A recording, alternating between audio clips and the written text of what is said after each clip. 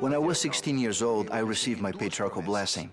There, the patriarch gave me two promises. One of them, that I would put together the genealogy of my family. And the second one, that because of that, I would be called a savior on Mount Zion.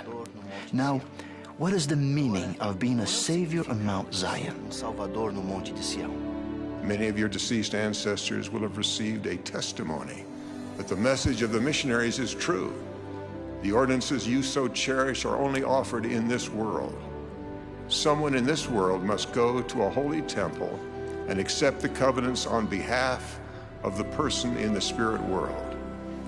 That is why we are under obligation to find the names of our ancestors and assure that they are offered by us what they cannot receive there without our help.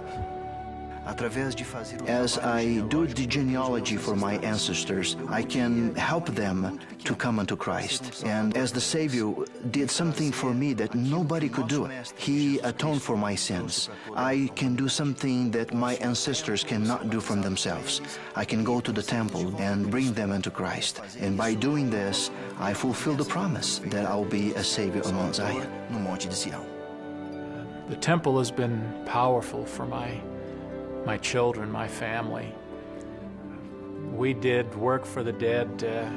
I took all my children again to do baptisms another time, and the ordinance worker certainly didn't know much about my family and who we were bringing in. He said to my children, many of the people for whom you will do work today lived hard and bitter lives. Many of them died believing God had forgotten them. But today you will show them that God has not forgotten them. He doesn't forget any of His children. Their names will be spoken in His house, and they will know that God has not forgotten them. We literally become saviors on Mount Zion. What does this mean?